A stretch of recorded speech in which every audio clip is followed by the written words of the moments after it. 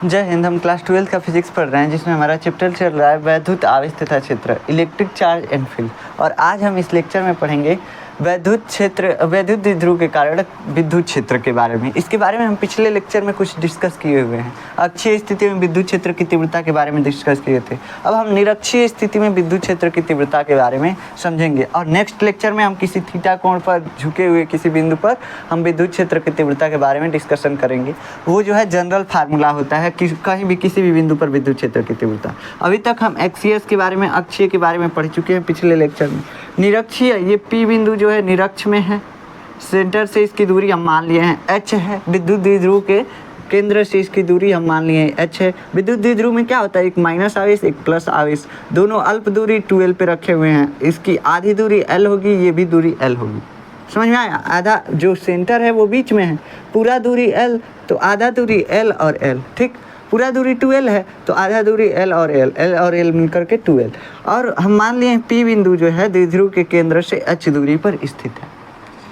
अब हम इसमें P बिंदु पर विद्युत क्षेत्र की तीव्रता के बारे में डिस्कशन करेंगे। P बिंदु पर विद्युत क्षेत्र की तीव्रता क्या होगी विद्युत द्विध्रुव के कारण? तो देखिए, प्लस Q के कारण विद्युत क्षेत्र की तीव्रता को हम मान लेते हैं E1। E1 क्यों इधर है, इसकी दिशा हम क्यों इधर माने हैं? देखिए, इसकी दिशा को इधर मानने का कारण है, अगर प्लस कोई आवेश होता है तो उसके कारण विद्युत क्षेत्र की तीव्रता बाहर की ओर होती है, माइनस क्यू आवेश होता है तो उसके कारण विद्युत क्षेत्र की तीव्रता अंदर की तरफ। ये हम आपको बता चुके हैं पिछले लेक्चर में भी। तो यहाँ पे ये प्लस क्यू आवेश है, इसके कारण विद्युत क्षेत्र की तीव्रता आवेश से दूर की तरफ E1, ठीक। और माइनस क्यू है तो आवेश की तरफ विद्युत क्षेत्र की तीव्रता। तो ये P के कारण आवेश की तरफ विद्युत क्षेत्र की तीव्रता है, इसको मान लेते हैं हम E2। क्या मान लेते हैं बाबू? E2 मान लेते हैं, ठीक। अब ये हमारे पास विद्युत क्षेत्र की तीव्रता की दिशा मालूम चल गई। अब हम E1 और E2 को चलिए निकालते हैं, उसके बाद हम समझेंगे कि यहाँ पे हम कैसे विद्युत क्षेत्र निकालें। लेकिन सबसे पहले समझिए, E1 निकालने के लिए हमारे पास क्या होना चाहिए? हमारे फार्मूले में क्या होता है? E बराबर होता है 1/4πε0 और Q अपन में R स्क्वायर। R स्क्वायर क्या है? तो दूरी है। दूरी किससे? तो आवेश से उस बिंदु की दूरी यहाँ पे हमको चाहिए। हमको पहले से दूरी मालूम ही नहीं है कि इस आवेश से इस बिंदु P की दूरी कितनी है, हमको नहीं मालूम है, हमको निकालना पड़ेगा पहले। यहाँ से भी माइनस Q से और P तक की दूरी हमको नहीं मालूम है, निकालना पड़ेगा। यहाँ पे देखिए, यहाँ पे कोण बन रहा है 90 डिग्री, यहाँ पे भी 90 डिग्री, यानी इसमें दो समकोण त्रिभुज बन रहा है। ये कोण भी थीटा होता है इसमें और ये कोण भी थीटा होता है। क्यों थीटा होता है? क्योंकि ये समद्विबाहु त्रिभुज बनता है। क्या बनता है? समद्विबाहु त्रिभुज बनता है। ये दोनों भुजाएं बराबर होती हैं क्योंकि ये P बिंदु जो है एकदम सेंटर में स्थित होता है, इस द्विध्रुव के केंद्र पर स्थित होता है, इसलिए समद्विबाहु त्रिभुज बनता है, ठीक। यहाँ पे समद्विबाहु त्रिभुज बना, यानी ये भुजा और ये भुजा दोनों बराबर होगी। थीटा कोण के सामने वाली, जो कोण बराबर होते हैं उनके सामने वाली भुजाएं आपस में बराबर होती हैं। ये आप मैथ में क्लास 10 में पढ़े होंगे। अब चलिए हम पहले ये दूरी निकाल लेते हैं। दूरी निकालने के लिए हम क्या करेंगे? पाइथागोरस थ्योरम लगाएंगे। यहाँ पे हम मान लेते हैं यहाँ पे A है, A बिंदु है, यहाँ पे है B बिंदु। पाइथागोरस थ्योरम से जो AP हमको निकालना है, AP दूरी हमको निकालना है। कौन सा दूरी निकालना है? AP निकालना है। तो हमको AP निकालना है, तो हमको पता है कि AP जो है कर्ण है, ये 90 डिग्री का त्रिभुज है, इसमें ये थीटा कोण है, थीटा के सामने वाला लंब होता है और लंब के साथ ये 90 डिग्री के सामने वाला कर्ण होता है और ये आधार हो गया। थीटा के साथ जो होता है भुजा, ये आधार हो गया। तो क्या होता है पाइथागोरस थ्योरम? कर्ण का स्क्वायर बराबर लंब का स्क्वायर प्लस आधार का स्क्वायर। तो हम यहाँ पे कर्ण का स्क्वायर कर लेते हैं। कर्ण यानी AP का स्क्वायर बराबर लंब क्या है? OP का स्क्वायर और प्लस क्या है? OA का स्क्वायर। हम इस त्रिभुज से यहाँ पे ये कर लिए। अब AP का मान हमको नहीं मालूम है, AP का मान हमको निकालना है। OP कितना माने हैं? O और P H माने हैं, तो H का स्क्वायर और प्लस OA कितना है? OAL है, तो L का स्क्वायर। OA की जगह पे L का मान रखती है। AP बराबर कितना आ गया?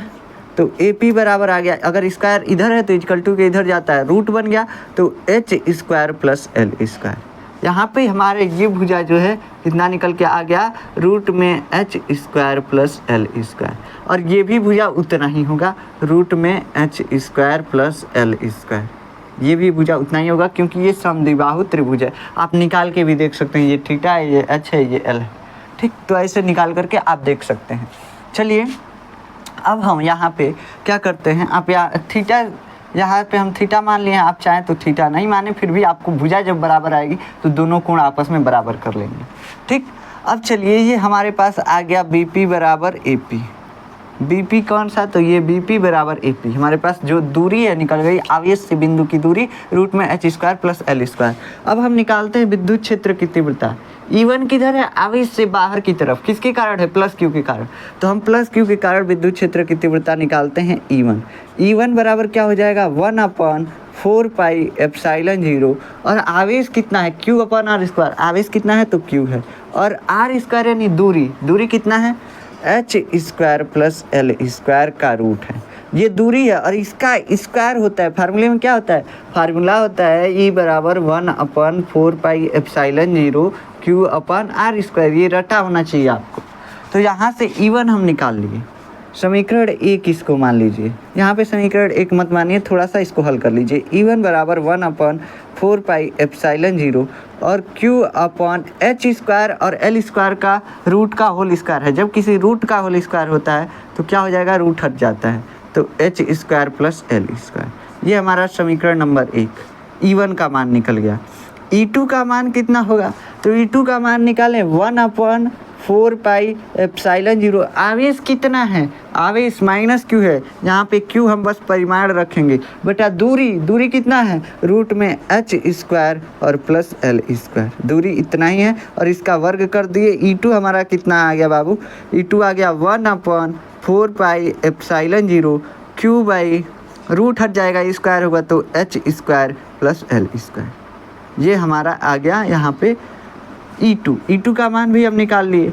अब E1 E2 दो दिशा में है, इनका परिणामी कैसे होगा, अब हमको ये पता करना है। E1 E2 तो आपको निकालना है, सिंपल है, आसान है, पिछले लेक्चर में भी हम समझाए थे, इस लेक्चर में भी इतना बता दीजिए।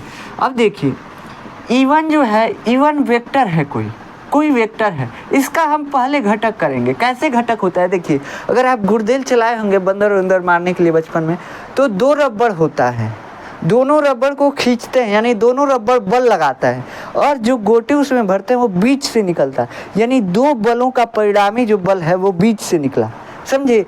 तो एक जो बल है, परिणामी जो बल है, उसका घटक कौन है, तो ये दोनों रबड़ जो बल लगा रहे हैं।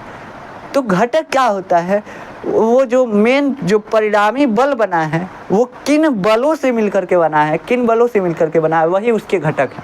वैसे ही सेम यहाँ पे विद्युत क्षेत्र परिणामी विद्युत क्षेत्र है क्यू के कारण, ये धनात्मक आवेश के कारण पी पे परिणामी विद्युत क्षेत्र E1 है। अब इसका घटक होगा, इसके कुछ घटक होंगे, तो एक होता है लंब दिशा में घटक और एक क्षैतिज, क्षैतिज मतलब जमीन के समांतर, एक जमीन के समांतर दिशा होगा और एक लंब दिशा में घटक होगा। अब अगर हमको ये निकालना हो कि ये घटक कितने कितने होते हैं, तो ये हम आपको वेक्टर पढ़ाए थे, उसमें हम समझाए थे कैसे घटक निकाला जाता है। यहाँ से ये थीटा कोण है, ये है एक भुजा और ये इसके समांतर हो गया, ये जो विद्युत द्विध्रुव का अक्ष है इसके समांतर है, तो ये कोण जब थीटा है तो यही तिर्यक रेखा इसको काट रही है, ये कोण भी कितना हो जाएगा, थीटा हो जाएगा, है कि नहीं हो जाएगा, थीटा। अब यहाँ पे हमको यही कोण बस निकालना था। अब यहाँ पे ये कोण अगर थीटा है तो ये भी थीटा होगा, समझ रहे हैं, ये भी थीटा होगा। समांतर रेखा को जब तिर्यक रेखा काटती है तो ये और ये कोण बराबर होते हैं, तो दोनों कोण हमको मिल गया थीटा, दोनों कोण हमको मिल गया थीटा। इस थीटा के कारण ये थीटा होगा और इस थीटा के कारण ये भी थीटा होगा, हमको मालूम है। अब चलिए हम E1 का निकालते हैं घटक। E1 का क्षैतिज दिशा में घटक क्या होगा, तो E1 का क्षैतिज दिशा में घटक होता है E1 cos थीटा। लेकिन आप कहेंगे कैसे होता है क्षैतिज दिशा में घटक E1 cos थीटा, हम आपको वेक्टर पढ़ाए थे तो उसमें जनरल फॉर्म बताए थे कि अगर कोई वेक्टर A दिया हुआ हो, तो अगर कोई वेक्टर A है तो उसका क्षैतिज दिशा में घटक और लंब दिशा में घटक कैसे निकालते हैं। तो अगर यहाँ पे थीटा कोण क्षैतिज के साथ बना रहा है, तो जिसके साथ थीटा कोण जिसके साथ लेते हैं उसके साथ घटक जो होता है कॉस के साथ होता है, तो यहाँ पे हो जाएगा A cos थीटा। थीटा के साथ वाला घटक कॉस के साथ होता है और थीटा के विपरीत वाला घटक साइन के साथ होता है, यहाँ पे हो जाएगा A sin थीटा। ठीक ऐसे ही सेम यहाँ पे थीटा के साथ वाला घटक कॉस में और थीटा के विपरीत वाला घटक E1 साइन थीटा, ये जो ऊपर की तरफ E1 का घटक जा रहा है E1 साइन थीटा।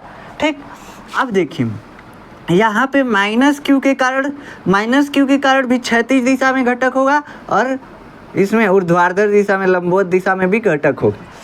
तो ये क्षैतिज दिशा में घटक कितना होगा, थीटा के साथ है तो E2 cos theta, E2 cos theta, theta के साथ जो होता है उसके साथ कॉस लगा देते हैं तो घटक में कॉस लग गया E2 cos थीटा।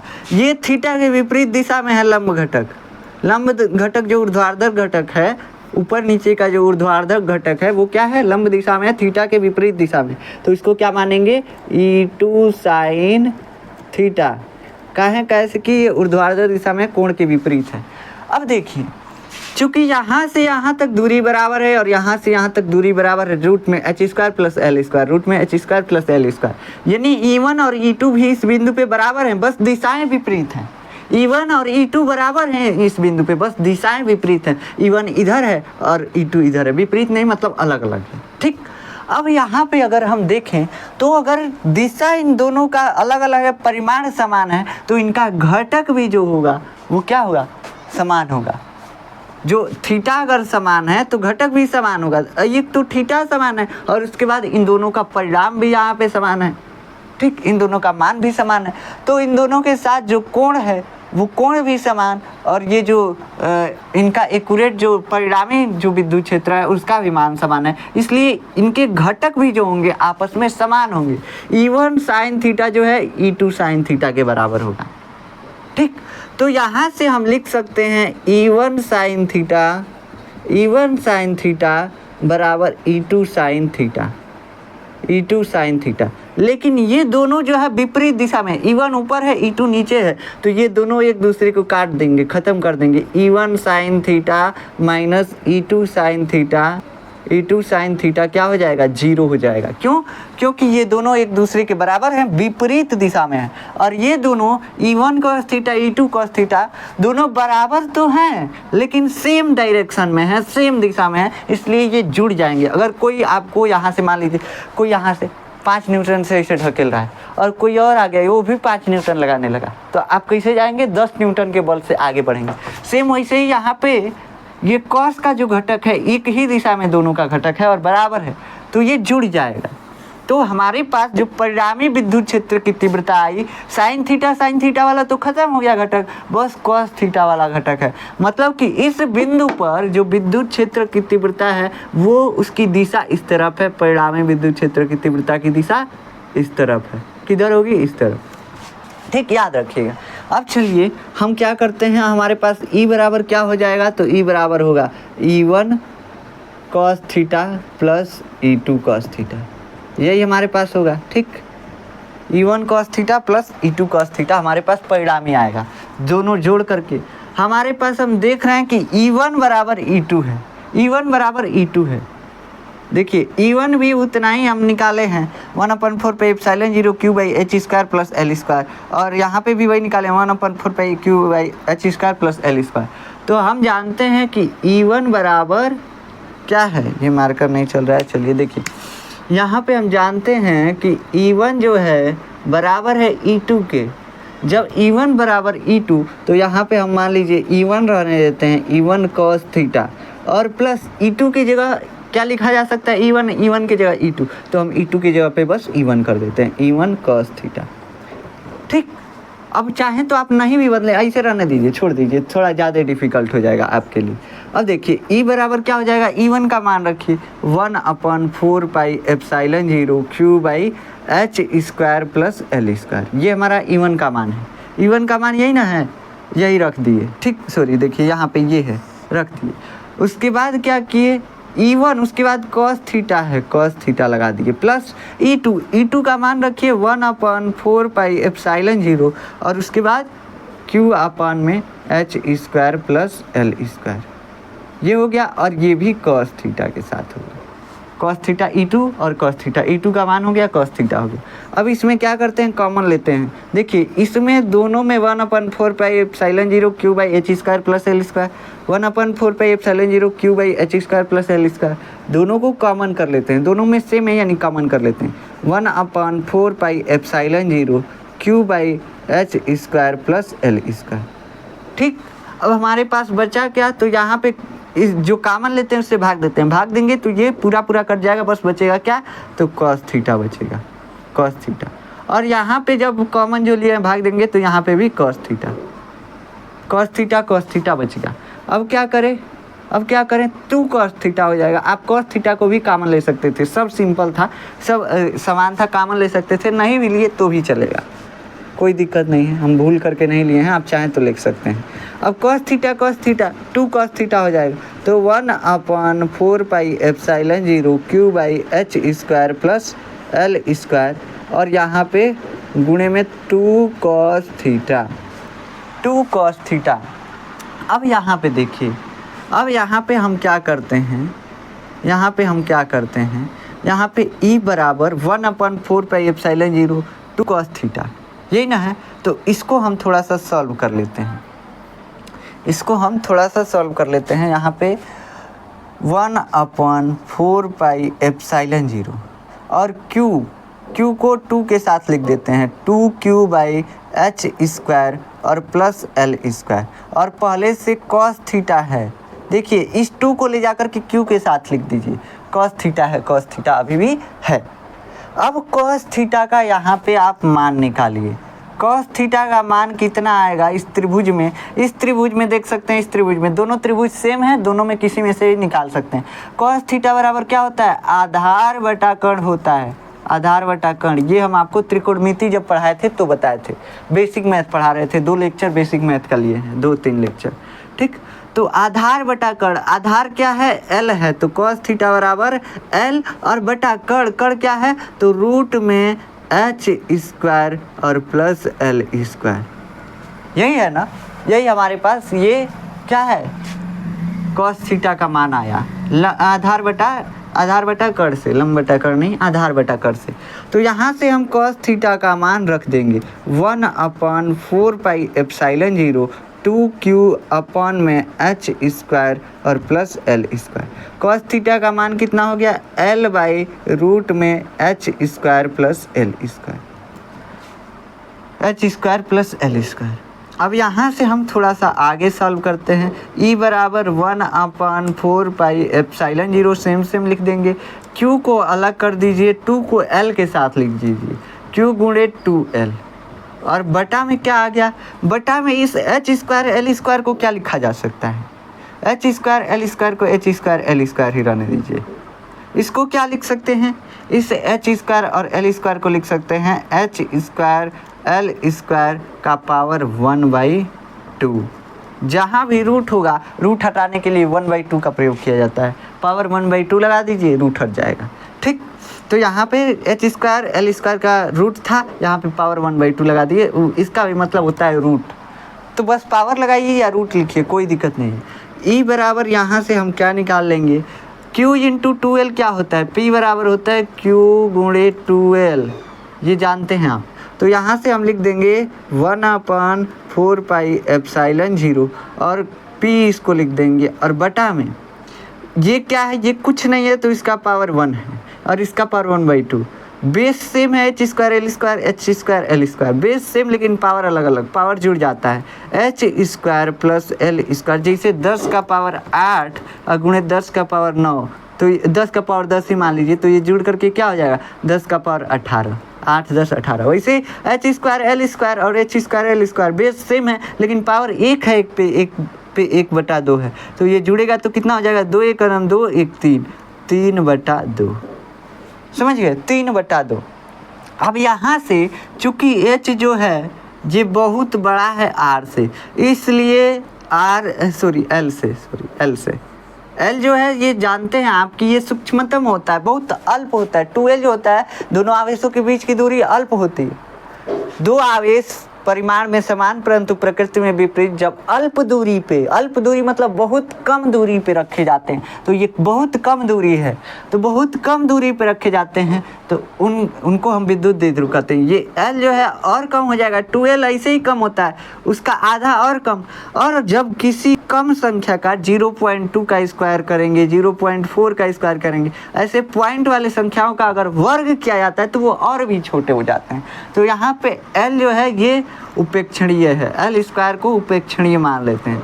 उपेक्षणीय का मतलब नगण्य या नगण्य, इसको लिख लीजिए, ठीक, नगण्य मान लीजिए, ये नगण्य हो गया। तो L स्क्वायर को नगण्य यानी हटाया जा सकता है, तो E बराबर 1/4 पाई एप्सिलॉन 0, यहाँ पे P और बटा में ये L स्क्वायर हटा दीजिए, 0 यहाँ पे रख दीजिए, ख़त्म हो गया। तो H स्क्वायर का पावर 3/2। और अगर पावर होता है तो हम समझाए थे आपको कि गुणा कर दिया जाता है पावर का पावर में, पावर का अगर पावर हो तो पावर में गुणा कर दिया जाता है। 1/4 पाई एप्सिलॉन 0 P/H स्क्वायर गुणे 3/2। 3/2 से 2 कैंसिल, बचेगा क्या, तो H का पावर बस 3 बचेगा, P/HQ, P/HQ, P/HQ, ठीक। इसको H को आप चाहें तो R मानेंगे तो RQ आ जाएगा यहाँ पे, इसे हम H माने हैं तो कोई दिक्कत नहीं है। तो HQ यहाँ पे आ गया। अब आगे समझिए, यहाँ पे हम थोड़ा सा आपको समझाएंगे, ये हमारा फार्मूला डिराइव हो गया, बस इतना ही है फार्मूला और कुछ नहीं है। E बराबर 1/4 पाई एप्सिलॉन 0 P/HQ। थोड़ा सा हम आपको समझाएंगे, थोड़ा सा इधर मिटाते हैं, इसका स्क्रीनशॉट ले लीजिए। देखिए, हम आपको अक्षीय स्थिति में बताए थे, अक्षीय स्थिति में विद्युत क्षेत्र की तीव्रता के बारे में। यहाँ पे हम लिए थे, उसमें प्लस लिए थे, प्लस क्यू आवेश, यहाँ पे माइनस क्यू आवेश, कोई भी किधर भी ले सकते हैं, कोई दिक्कत नहीं है। हम वहाँ पे लिए थे, यहाँ पे भी वैसे ही इसलिए ले रहे हैं ताकि आप समझें, ठीक। यहाँ पे अक्षीय स्थिति में यहाँ पे था P बिंदु, और P बिंदु जो था यहाँ पे था, और प्लस क्यू के कारण E इधर था E1, और E2 इधर था, E2 इधर था। E2 ज़्यादा है E1 से, क्यों, क्योंकि E2 जो है माइनस क्यू आवेश के कारण विद्युत क्षेत्र की तीव्रता है P पर, और माइनस क्यू आवेश से P की दूरी कम है, दूरी कम यानी विद्युत क्षेत्र ज़्यादा, और E1 किसके कारण है, तो प्लस क्यू के कारण P पर विद्युत क्षेत्र की तीव्रता E1, लेकिन यहाँ पे दूरी ज़्यादा है इसलिए E1 कम है। तो हम परिणामी जो विद्युत क्षेत्र की तीव्रता निकाले थे E2 माइनस E1, मतलब कि E1 जब इसमें से घट जाएगा तो कुछ आएगा, वो किस दिशा में आएगा, तो E2 की दिशा में, समझ रहे हैं, E2 की दिशा में। जैसे हमको 10 न्यूटन से कोई इधर खींच रहा है, इधर 5 न्यूटन से, बताए थे कल भी, तो 5 न्यूटन इधर का, इसमें से 5 न्यूटन घट जाएगा, लेकिन 5 न्यूटन से हम किधर जाएंगे, 10 में से 5 गया 5, किधर जाएंगे, इधर 10 वाले की तरफ ही 5 न्यूटन से जाएंगे। वैसे यहाँ पे जो E2 की दिशा है उसी की तरफ परिणामी विद्युत क्षेत्र की दिशा होगी, क्योंकि ये कम है, घट जाएगा, इसमें से कुछ बचेगा वो इधर ही होगा, ठीक।